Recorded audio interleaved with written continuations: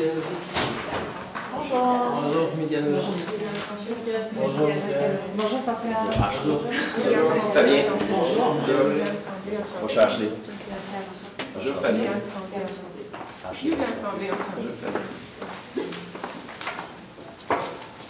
Bon, fait qu'avant de débuter, juste vous dire qu'il n'y a pas de pointeur, fait que ça va être avec la souris pour changer les slides.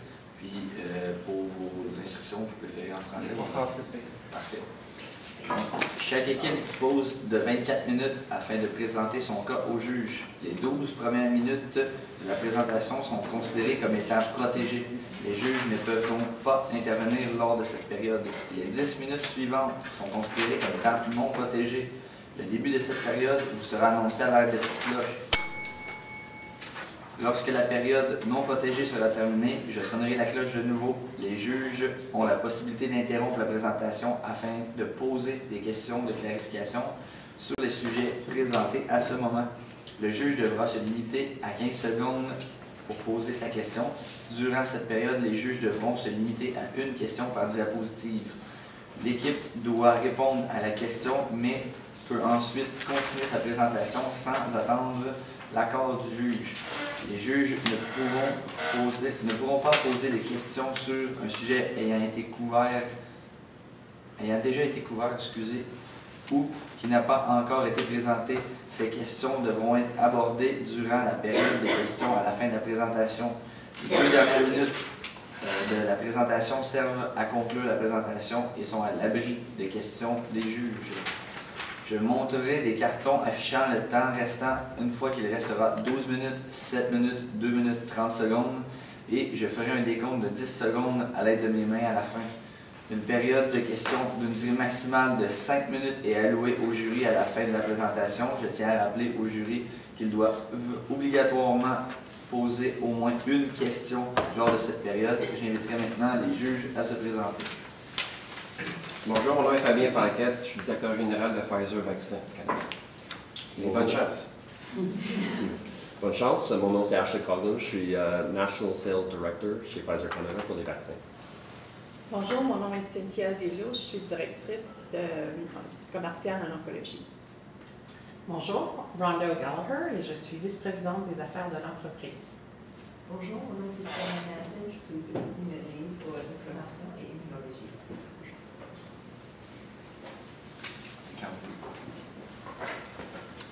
Récemment, j'ai été faire une visite à ma grand-mère. J'ai été chez eux faire une visite, tout simplement. J'ai remarqué à quel point elle avait beaucoup de médicaments chez eux, de toutes grandeurs, des couleurs différentes. Comment on peut se retrouver là-dedans? C'est une des problématiques parmi tant d'autres que peut s'offrir par rapport à ces personnes âgées-là. Puis aussi par d'autres types de populations, vu qu'étant donné que la population est vieillissante. Et on le sait tous par rapport à ça. Donc, ça va être un mandat de répondre à cette problématique et d'autres problématiques qui sont connexes à cette problématique. Donc, nous, notre équipe de consultation, NTO Consultation, Pascal Goëtte, Yuliane Tremblay et moi-même, Miguel Nourri, nous ferons plaisir de vous présenter un plan stratégique pour votre entreprise et afin d'assurer une pérennité pour votre entreprise. Le mandat qui était suggéré, c'est vraiment d'assurer la pérennité de votre entreprise Pfizer en apportant des recommandations permettant d'influencer la réputation de l'entreprise tout en améliorant les relations entre les professionnels de la santé et les consommateurs sur plusieurs horizons temporels. Donc, tout d'abord, ce qu'on a fait, c'est qu'on a ciblé certaines compétences clés de votre entreprise, dont entre autres sa capacité financière. On parle aussi de la notoriété que vous avez dans le domaine, dans l'industrie pharmaceutique. On voit aussi que vous faites beaucoup de recherche, d'investissement en recherche et développement. Vous avez un bon réseau de distribution au Canada, entre autres. Puis, vous avez aussi une très grande variété de produits qui sont des marques qui sont assez connues de la population en général. Donc, par la suite, on a regardé un peu plus à l'externe, donc le marché. On peut voir que, dans le fond, votre entreprise peut être influencée par la fluctuation des prix des matières premières pour la conception de produits pharmaceutiques. On voit aussi qu'il y a des entreprises pharmaceutiques étrangères qui peuvent potentiellement venir faire concurrence. Dans le fond, ce qui nous intéresse, on va parler ici des professionnels de la santé. Donc, on sait que vous êtes une entreprise qui vend directement aux professionnels de la santé qui, eux, par la suite, vendent aux consommateurs. Donc, les professionnels de la santé, ce qu'ils recherchent, c'est d'avoir un approvisionnement constant. Ils ne veulent pas avoir, dans le fond, de manque de stock. On veut aussi une information sur les médicaments qui est uniforme, qui est impartiale aussi, donc la même information qui va être distribuée pour tous les pharmaciens et ou médecins. On parle aussi de qualité de produit, de fiabilité et de variété aussi. Ce qu'on pourrait voir comme produit qui pourrait être considéré comme substitut aux produits que vous vendez, on peut parler des médicaments qui sont génériques, vu que vous faites principalement des médicaments non génériques. Sinon, il y a aussi les remèdes, par exemple des remèdes de grand-mère ou encore des remèdes qui sont un peu plus qui sont différents. Donc, ces 4 facteurs-là vont influencer la concurrence qui se passe dans votre industrie. Donc, ça va être une concurrence qui va être quand même assez féroce parce qu'il y a des grandes barrières à l'entrée, vu que c'est un domaine pharmaceutique qui demande beaucoup d'investissement, beaucoup de recherche. Donc, s'il y a une entreprise qui veut rentrer, il faut qu'elle ait les moyens de le faire et les compétences. On parle aussi de mondialisation. Dans le fond, c'est sûr que c'est des entreprises à travers le monde, comme vous œuvrez pas seulement au Canada, mais on peut voir aussi en Europe, en Amérique du Sud aussi, entre autres. Donc ça, c'est dans le fond un graphique, un résumé, juste pour vous montrer un peu plus visuellement les facteurs dont on vous a mentionné un peu plus tôt. Donc on peut voir que ce qui est très important, c'est les acheteurs, donc les professionnels de la santé. On voit aussi que les produits substituts vont peser dans la balance. Donc, les facteurs contextuels sont en fait les facteurs qui sont dans l'environnement externe, puis qui vont influencer un peu les tendances, puis le marché en général. Donc, on parle des besoins spécifiques. De plus en plus de personnes qui ont des maladies, pas des maladies, mais des besoins en produits pharmaceutiques qui sont plus spécifiques à certaines maladies. Il y a le vieillissement de la population, donc avec le vieillissement de la population, s'ensuit plus de problèmes de santé et donc généralement, ils ont besoin de plus de produits pour répondre à ces besoins-là. On est aussi dans une société ici au Canada qui est occidentale, qui est très préventive. Donc, si on pense en Asie, ça va être une société qui va plus être réactive. Donc, après la maladie, eux vont utiliser des médicaments pour soigner, tandis qu'ici, c'est vraiment à l'inverse. Puis, on est vraiment plus préventif. Il y a aussi des avancées technologiques qui se font dans le domaine pharmaceutique. Donc, il faut pouvoir répondre aux besoins de la clientèle de plusieurs façons. Donc, on pense à Internet, à la télévision, les moyens de communication, de publicité.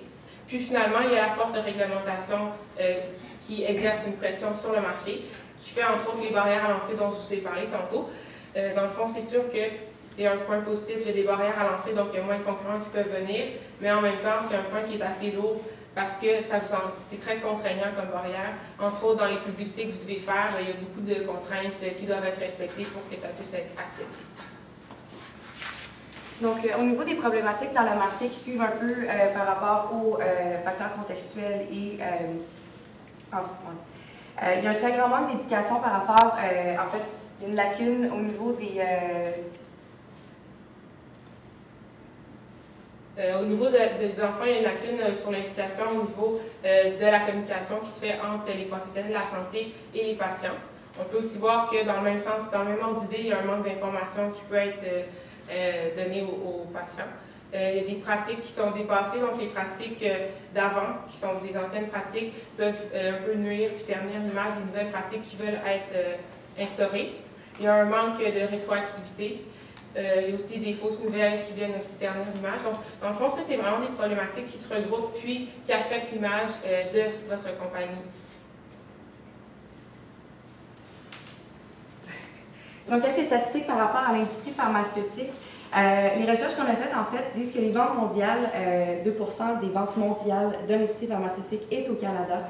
67% de ces ventes canadiennes sont constituées des produits de marque, dont 34% qui sont des médicaments d'ordonnance. En fait, la fabrication annuelle des produits pharmaceutiques constitue 9,8 milliards de dollars et les médicaments brevetés est une industrie de 16,5 milliards pour en fait, l'année précédente et les années à venir.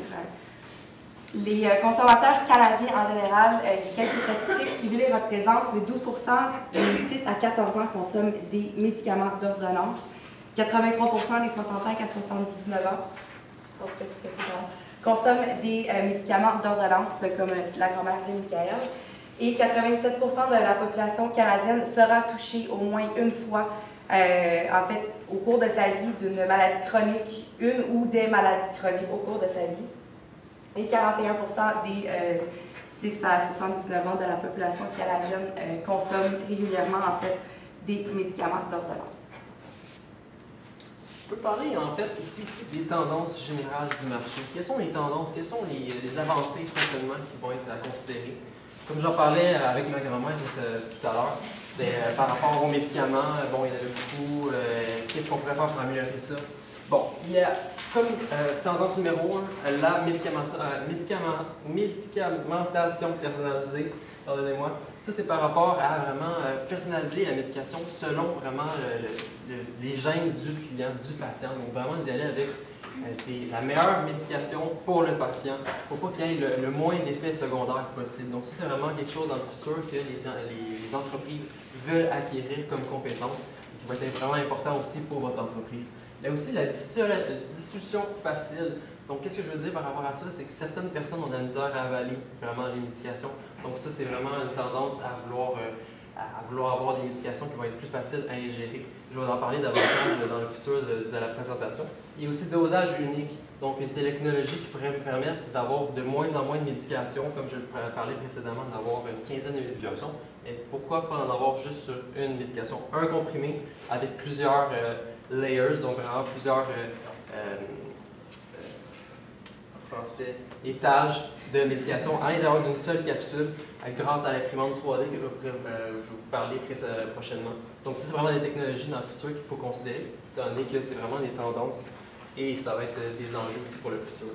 Donc, les enjeux principaux qu'on peut conclure par rapport avec notre diagnostic qu'on a fait, c'est vraiment la communication entre les compagnies pharmaceutiques et les patients qui devra être améliorée, et c'est vraiment un enjeu principal. Le manque de connaissances des consommateurs à propos de l'industrie. Vous l'aviez dit que c'est vraiment une problématique principale dans votre industrie, donc ça va être vraiment important pour votre entreprise d'améliorer cette connaissance auprès de ces consommateurs-là et de nécessiter aussi d'une innovation continue. Comme vous l'avez mentionné aussi, ça fait partie de vos valeurs, de votre mission d'entreprise. Donc, ça va être aussi de mettre de l'avant cet enjeu et d'avoir des recommandations pour le futur de l'entreprise. Donc, nous sommes sortis avec deux grandes recommandations. La première recommandation, c'est avec l'innovation, de trouver vraiment quelque chose qui va sortir de l'ordinaire, qui va vraiment permettre à la population d'être ébahie par cette innovation et va pouvoir vraiment dire « Wow, j'ai vraiment une solution concrète et personnalisée à mes besoins ». Donc, qui va en fait répondre à l'enjeu de nécessité d'une innovation continue de votre entreprise. Il y a aussi la communication, comme on l'a mentionné, la communication entre les compagnies pharmaceutiques et les patients qui sont vraiment importantes, et le manque de connaissances des consommateurs à propos de l'industrie. Donc, tout ça va être grâce à un plan de communication intégré qu'on va vous mentionner prochainement. Donc, on va y aller avec la première recommandation, l'innovation. L'innovation. Je vais faire un retour avec les tendances que je mentionnais précédemment. Je ne vais pas les répéter, mais c'est vraiment par rapport aux médications, les dosages et la dissolution. Comment on peut combler ça grâce à l'impression 3D des médicaments.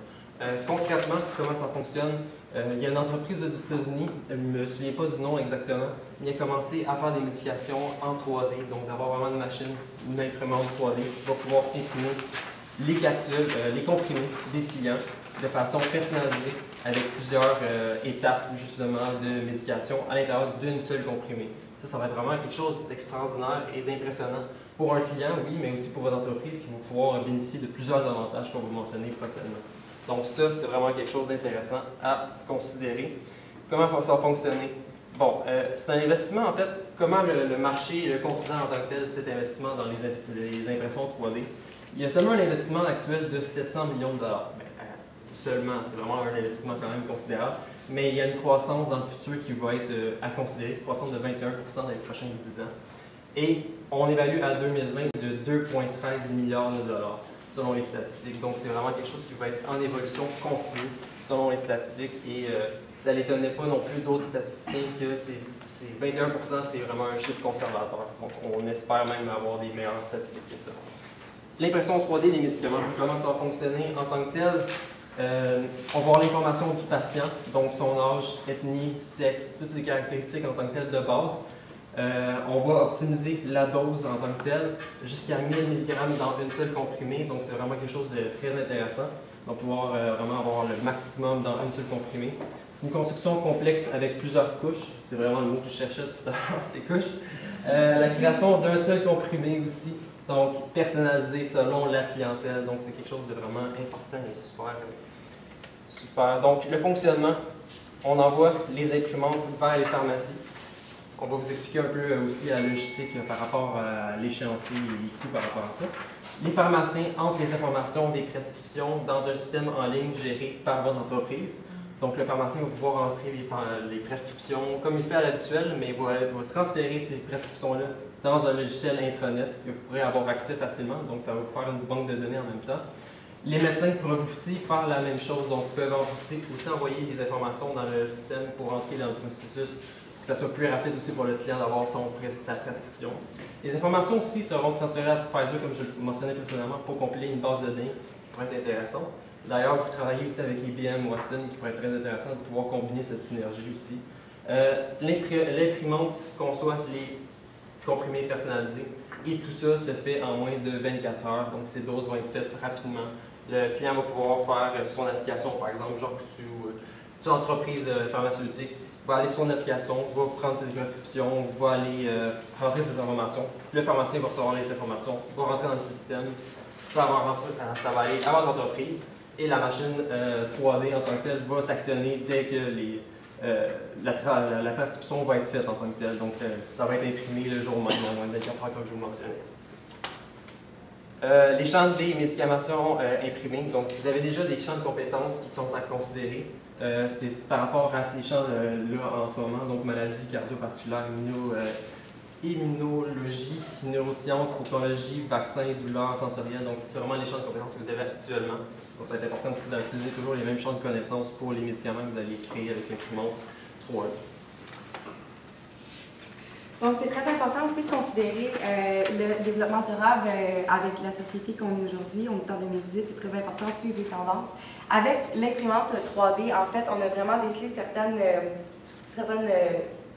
facteurs positifs qui peuvent venir améliorer le développement durable. Donc, diminution de la consommation de plastique et de papier.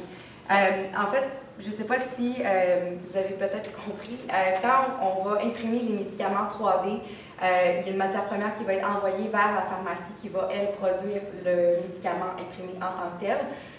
Au centre de fabrication, vous allez encore fabriquer certains médicaments. Seulement, il y aura moins de médicaments en fait, fabriqués puisque les personnes qui vont avoir des médicaments imprimés personnalisés n'auront pas besoin d'avoir nécessairement les gros pots de médicaments que vous avez actuellement. Donc, il va y avoir une diminution en fait, de plastique et de papier aussi pour les étiquettes.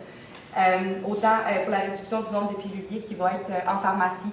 C'est sûr que d'avoir un pilulier qui est préparé par le pharmacien ou par un pharmacien ou le technicien de laboratoire, le plastique et le papier qui est dans ça, ça va être réduit.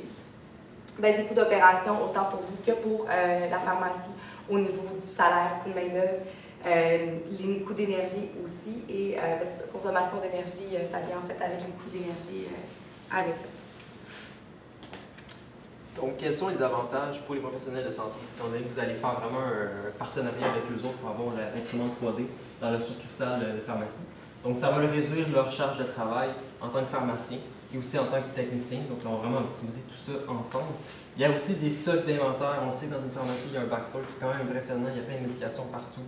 Puis des fois, c'est pas rare aussi d'avoir un client qui vient en pharmacie, puis le pharmacien va dire « Ah, je l'ai pas en stock, ça va venir seulement lundi prochain », alors que les pouvoir le faire en stock tout de suite, étant donné que ça va être en temps direct l'inventaire de la machine 3D et votre centre de ressources premières. L'accommodant aussi, étant donné que c'est accommodant d'avoir une machine 3D qui va pouvoir être accommodante. Améliore l'interaction aussi avec le client, étant donné que le client va avoir vraiment un service personnalisé, donc le client va être vraiment satisfait par rapport à ça. Il y a aussi l'augmentation de la productivité, ça va être beaucoup plus rapide, il va pouvoir optimiser vraiment ses processus à l'intérieur de la pharmacie et réduction des coûts des salaires et marchandises, comme je le mentionnais précédemment. Et aussi, quels sont vos avantages en tant que tels? Ça s'enligne avec votre mission. Et votre mission, comme je mentionnais, c'est vos valeurs en ce moment, c'est l'innovation. Donc ça, c'est vraiment quelque chose qui s'enligne directement avec l'innovation. Adapté aussi aux besoins de vos clients. Ça revient un peu à la même chose qu'avec les pharmacies. C'est vraiment, les clients vont être satisfaits par rapport à une offre personnalisée, innovateur, augmentation des parts de marché, étant donné que ça va être quelque chose qui va pouvoir aussi vraiment être publicisé grâce à notre plan de communication qu'on va mentionner prochainement.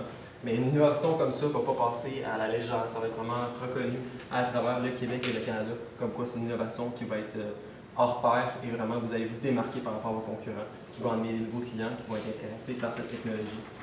Développement durable, bien sûr, comme on mentionnait précédemment. Donc, on avait aussi une deuxième recommandation pour vous qui était celle de la communication qui répondait aux deux autres enjeux. Donc, la communication entre les professionnels de la santé et leurs patients, et aussi le manque de connaissances des consommateurs en général à propos de l'industrie pharmaceutique. Donc, pour répondre à ces enjeux-là, on vous propose de faire un concept de publicité. Ça va être un concept qui va pouvoir être fait autant dans les journaux qu'en ligne. Donc, si on y va avec l'idée pour un journal, ce qu'on vous propose de faire, c'est vraiment juste de montrer juste une pilule ou un médicament, montrer le petit médicament, montrer que dans le fond, derrière ce médicament-là, ça ne s'est pas fait en une minute, ça ne s'est pas fait en une journée, ça s'est fait en plusieurs années de recherche, de développement, de perfectionnement du produit que vous vendez. Donc, c'est ça, comme vous le savez, c'est vraiment beaucoup de recherche et développement. On vous conseille de faire ça dans une ligne du temps. Puis pour informer le client à propos de l'industrie pharmaceutique en général, parce que vous n'êtes pas les seuls non plus à faire de la recherche et du développement, mais c'est l'industrie en général. Puis comme vous nous aviez mentionné dans votre cas, c'est que vous voulez vraiment que les personnes en apprennent plus sur l'industrie dans son entièreté et non seulement sur votre compagnie. Donc c'est pour ça qu'on vous conseille de faire ça. On peut aussi inscrire que dans le fond, vous avez les brevets qui durent jusqu'à 20 ans, mais qui ont une commercialisation de 5 à 6 ans et demi. Donc, ça réduit quand même le temps des brevets, de l'utilité des brevets. Puis par la suite, la perte du brevet et donc l'apparition des médicaments génériques. On vous conseille aussi des axes de communication. Donc, on peut, suite à ça, on peut écrire par exemple Pfizer travaille pour vous, ce qui est le cas dans le fond. Toutes ces années-là, c'est pour bénéficier le consommateur, c'est pour lui permettre d'avoir une meilleure vie, un meilleur mode de vie. Ou encore ensemble un monde meilleur pour montrer que c'est vraiment, ça se fait avec le patient, avec son aide, autant en recherche et développement. Puis, c'est ça, comme je vous ai mentionné, ça a des publications qui allaient être faites dans les journaux, dans les revues pharmaceutiques, dans les dépliants qu'on peut retrouver aussi dans les pharmacies et certaines capsules informatives qui vont être en ligne. Donc, de cette recommandation découlent certains avantages, entre autres le fait qu'il va y avoir une meilleure éducation pour toute la population à propos et du marché de pharmaceutique et de votre entreprise aussi, vu que c'est vous qui allez faire cette publicité-là. On parle aussi de l'image de l'industrie en général, puis de la communication. Donc, évidemment, sur nos deux recommandations, il y a des risques qui peuvent... il y a des risques. Donc, on vous en a mentionné quelques-uns qu'on pensait qui étaient assez pertinents, puis on vous a aussi indiqué des façons de pallier à ces risques-là. Donc, c'est sûr qu'il peut y avoir une certaine réticence de la part des pharmaciens à adhérer au système d'imprimante en 3 dimensions. Par contre, ce qu'on vous propose, c'est de faire au début, c'est de faire un prêt de l'imprimante. On ne vous conseille pas dans le fond, de leur vendre ni rien, mais vraiment juste de leur prêter. Comme ça, en même temps, ça va vous assurer d'avoir un contrat avec eux. Puis, il y a aussi le fait de tous les autres avantages qu'on a mentionnés un peu plus tôt dans la présentation. Il y a le fait aussi que l'imprimante 3D, elle ne sait pas nécessairement tous les besoins de chaque consommateur, étant donné que vous êtes quand même dans certains domaines, puis vous n'êtes pas non plus dans tous les domaines. Donc, ce qu'on propose, c'est vraiment de quand même garder la vente traditionnelle pour répondre à ces besoins-là. Puis aussi le fait que plus le temps va évoluer, bien, plus vous allez aussi pouvoir vous diversifier dans les domaines dans lesquels vous êtes et donc pouvoir répondre à plus de besoins. Puis finalement, il y a aussi un risque de l'approvisionnement, à savoir si les pharmacies vont vouloir travailler uniquement avec vous ou non, ou est-ce qu'ils vont peut-être aller voir d'autres concurrents comme, je ne sais pas, Johnson & Johnson par exemple. Mais nous, ce qu'on vous propose, c'est vraiment de faire des contrats dans lesquels c'est implicitement écrit qu'ils vont devoir faire affaire avec vous. Donc, pour notre échéancier, on a fait un échéancier sur 5 ans. Donc, la première recommandation, l'imprimante, donc il va tout d'abord falloir trouver les pharmacies qui sont intéressées à adopter le système d'imprimante. Par la suite, donc, ça a été échelonné sur 5 ans parce qu'on considère qu'il va en avoir dans les premières années, mais que vous allez quand même pouvoir avoir d'autres pharmacies qui vont s'ajouter au fil des années. Par la suite, c'est vraiment de trouver un fournisseur d'imprimantes. Qui est-ce qui va vous fournir ces imprimantes-là pour que vous puissiez par la suite les prêter aux pharmacies. Par la suite, bien, c'est l'achat des imprimantes, évidemment, après avoir trouvé le fournisseur. L'installation va se faire directement après l'achat, puis la formation aussi aux pharmaciens. Il va falloir les former sur comment fonctionne l'imprimante. Puis, il va aussi y avoir constamment des mises à jour qui vont devoir être faites pour, dans le fond, des mises à jour, pour aussi mettre à jour votre base de données que vous allez avoir aussi sur l'information. Pour ce qui est de la communication, donc on parle de préparation, donc la campagne marketing à préparer, puis on parle de publication dans les journaux à chaque année et aussi de publication en pharmacie à chaque année, ce qui est pour des pamphlets qu'on peut trouver, les dépliants, mais ça va se faire sur une base plus régulière, donc c'est pour ça qu'on l'a mis sur les 5 ans, puis les capsules en ligne aussi qui vont être sur les 5 années. pour ce qui est de l'investissement, comment ça va coûter ce plan d'investissement en tant que tel, cette stratégie? Donc, premièrement, il y a l'achat des imprimantes qu'on évaluait à 1 500 000 $, qui était rédivisé en tant que tel à 150 pharmacies dans les plus gros centres, en fait, les plus grosses pharmacies à travers le Canada. On a sélectionné 150 dans le fond dans les grosses villes canadiennes. Par rapport à la livraison, c'est sûr qu'il y a aussi la livraison qu'il faut considérer par rapport aux imprimantes qui vont être livrées du fabricant de l'imprimante jusqu'aux pharmacies. Donc, on évalue à 150 000 $. L'intranet aussi, comme je mentionnais, d'avoir vraiment un intranet qui va relier la pharmacie avec votre entreprise Pfizer et qui va être relié aussi par rapport à l'imprimante 3D. Donc, 1 500 000 $ pour l'élaboration de l'intranet pour la première année 2018 et 1 million de $ pour l'année 2019. Il y a l'installation aussi des machines et aussi de toute cette stratégie qui va coûter 500 000 $ pour l'année 2019, étant donné que c'est vraiment en 2019 que les pharmacies vont recevoir cette machine. Donc, la mise à jour aussi qu'on veut que ce soit continuel d'une année à l'autre, qui va coûter 100 000 $ par année jusqu'en 2023. Par rapport à la formation, c'est sûr que ça va être intéressant aussi de former les pharmaciens et aussi les médecins qui vont être intéressés par cette technologie d'impression 3D, de leur dire comment ça fonctionne, quels sont les avantages vraiment d'y aller avec vraiment, pourquoi ils feraient ça vraiment, pourquoi ils s'investiraient dans ce projet à long terme. Donc ça, on évalue à 500 000 $ à partir de l'année 2019. Il y a les campagnes préparation de la publicité, 100 000 $ pour l'année 2018 par rapport à votre équipe actuelle, mais aussi on a ajouté 2 personnes à 50 000 $, donc 100 000 $.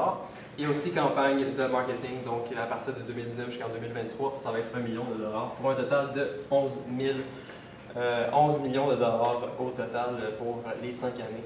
Oui, c'est ça. Bénéfice en tant que tel, au total, c'est 17 millions de $. C'est terminé.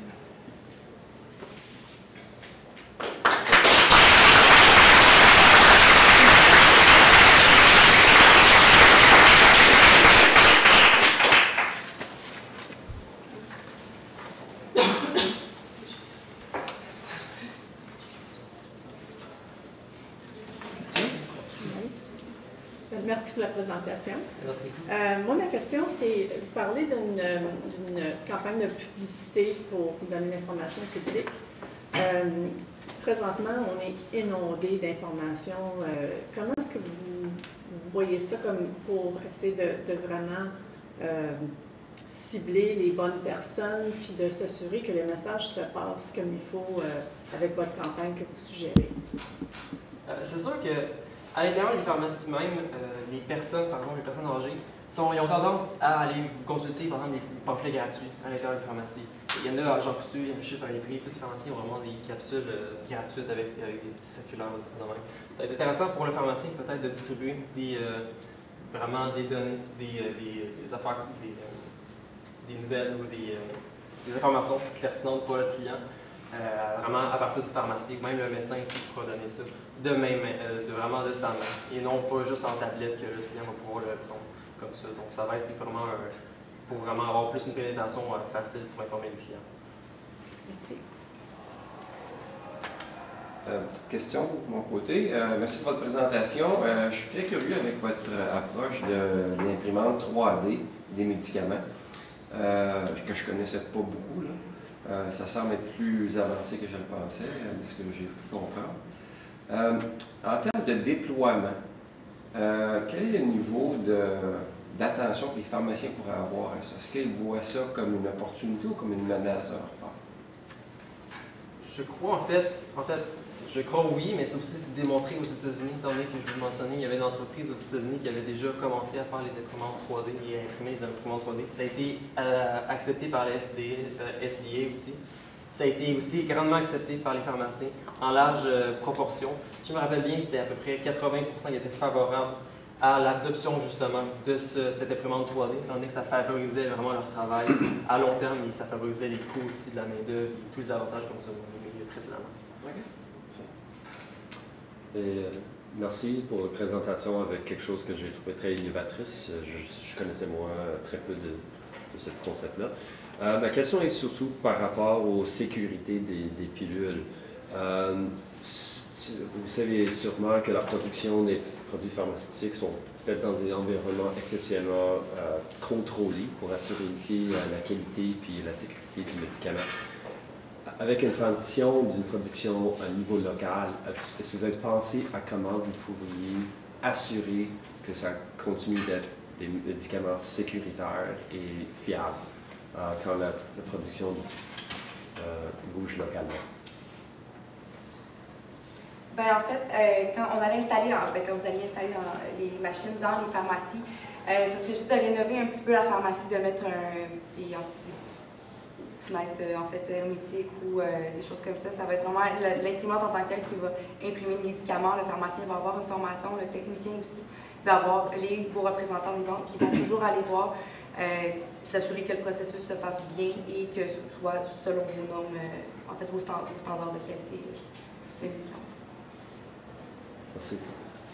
Vous avez parlé du patient et aussi vous avez parlé des pharmaciens, des pharmacies. Au Canada, la majorité des produits pharmaceutiques sont payés par les assureurs privés et le gouvernement.